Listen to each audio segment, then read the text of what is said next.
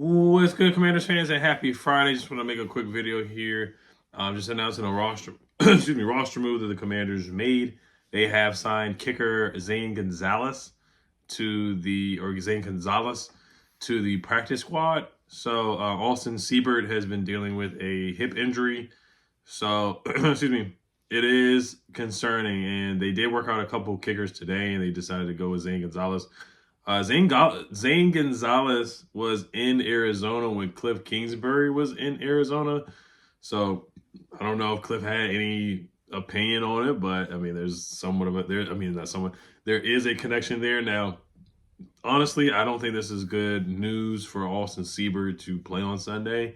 We don't want to be like the Giants where we have a kicker that's dealing with an injury or a lingering injury or whatever's going on, and you don't elevate that extra kicker, or you just don't replace the kicker that's injured, and you go into the game and Austin Siebert aggravates the injury that he has. Or when one of the times we played Russell Wilson, Joey Sly got injured and we had to play with no kicker. We beat Russell Wilson without a kicker, and we had to go for two basically every time, just like the Giants did against us. And so we just don't want to go into that situation. So I feel like, in my opinion, I feel like we're going to get a notification on Saturday that Zane Gonzalez is going to be elevated to the active roster, and Austin Siebert probably will be inactive. That's just my guess. I don't know. We'll see. But Austin Siebert's had a darn good season. I mean, special teams player of the week against the Giants, 7 for 7. I mean, he's had a really darn good season so far for the most part. Have no complaints about Austin Siebert. But let's talk about Zane Gonzalez real quick. So he was a 7th round draft pick by the Cleveland Browns. He was really bad with the Browns his rookie season. He was 15 for 20, 75%. He was also 4 for 6 from 30 to 39 yards, which is pretty bad in my opinion. 4 for 6 from 40 to 49, which is pretty mediocre. And then from 50 plus, he was 2 out of 3, which is not bad. But if you look at his most recent year, he hasn't played since 2021 with the Panthers. He's been dealing with a lot of injuries, That's the rap on him, is just injuries. He was 20 for 22 in his last season in 2021. He was also 10 for 10 from 40 to 49, which is good. Now, I did hear there's going to be a little bit of rain or some rain on Sunday. So if you are going to the game, make sure you wear your poncho.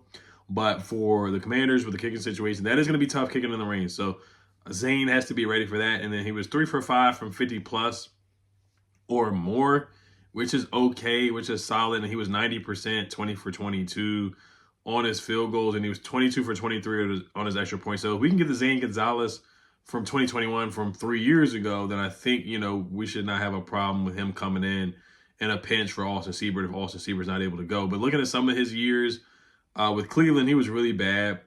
2018 in Arizona as well. 64% from kicking, 2 for 4 from 40 to 49, 2 for 5 from 50. Yeah, that's pretty underwhelming for the most part. Then he was 5 for 8 from 40 to 49 in 2019 with Arizona.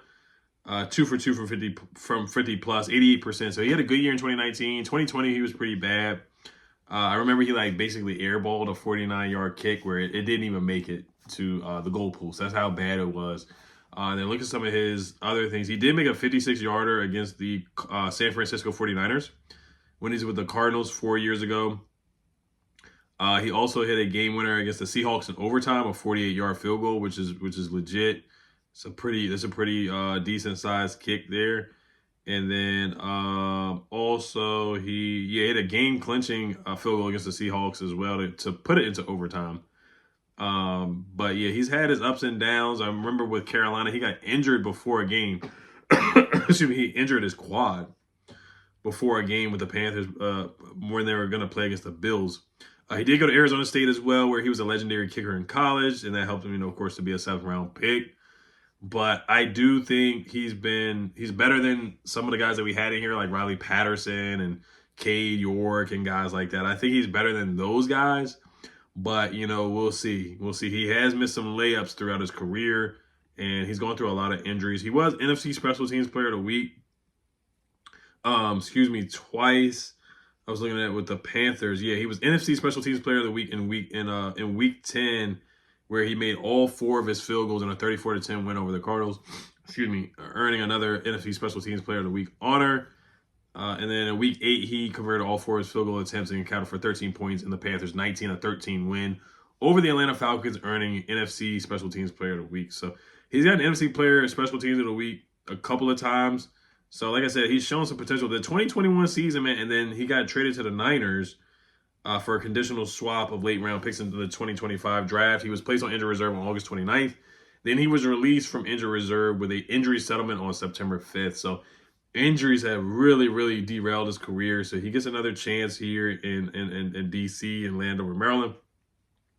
So we'll see what happens with Zane, man. So, I mean, it's tough going through this. But, hey, next man up. So hopefully Zane Gonzalez can come in here and make something happen. And at least make the 40-yarders. Make the 48, make the 49, make the 47-yard kick. And give me a couple 50s in there, too. You know, that's what we need from Zane. And, of course, convert on all his extra points for sure. Everything's going to count on Sunday. Everything's going to count, man. It's going to be a tough, physical, grinded out game. Whoever makes the obvious stuff, whoever makes the least amount of mistakes, least amount of turnovers, I feel like we'll win this game. And whoever, you know, it's going to come down to coaching as well and just physicality. You know, this is going to be a tough task. We know the Steelers' identity for sure. And they play ugly. I know they've been scoring a lot of points, but they still have an ugly identity of running the football and smash mouth football for sure. But let's talk about Marshon Lattimore here. He's going to be out. And I was not surprised about that. There was actually a video that showed him kind of, you know, walking around a little gingerly. And, I mean, he's literally just got traded here on Tuesday, so I'm not expecting him to already play on Sunday. I know it's not like the NBA where guys get traded the same day or next day or whatever, and they play in literally the next 2 days. So I didn't I didn't think it was going to be that kind of situation. I did think the hamstring injury was somewhat of a Devontae Adams type of injury where it's like, oh, I didn't want to play here. I want to be traded, but it's not the case. It looks like he actually has a legitimate hamstring injury. So we don't want to rush him back this game. I do feel like the Steelers receivers are good, but they're not like Philly's receivers. Like George Pickens is a darn good receiver. Calvin Austin's good. Mike Williams just got traded there, so I'm not expecting Mike Williams to come in and make a crazy impact his first game there. But George Pickens can definitely get going for sure and get 100 yards receiving. And Calvin Austin, same thing, kind of. But their receivers are like, their receiving core is probably like a bottom 10 receiving core in the league. Like, just being honest, being real. So this is not the game to really rush Marshon back. But in a short week, too, I wouldn't be surprised if he doesn't play next game either. I'm just going to I hate to throw that out there, but just be wary of that. If he doesn't play Thursday night, it's not the end of the world, okay, guys? We have a couple more games left, and then we play the Eagles again in December, I believe. So don't be surprised if Marshon doesn't play again, because that video did concern me a little bit. It did, and it's a short week. So I don't know if I would rush him back, or I don't know if it's say rushing, but I don't know if he'll play Thursday night either. We'll see. But, you know, because we play the Eagles again. So it's not like, oh, we need to rush him back. We need him for the last couple of games of the season and the playoffs for sure. So that's my thoughts on Marshon. Very excited to get him here, and I think he's going to be great for us. So not concerned about the injury at all for sure. But that is the write-up on Zane Gonzalez. And, yeah, so we'll see what happens with Austin Seibert. We'll see what happens. But, all right, you guys let me know what you guys think. As always, Health Commanders. Peace.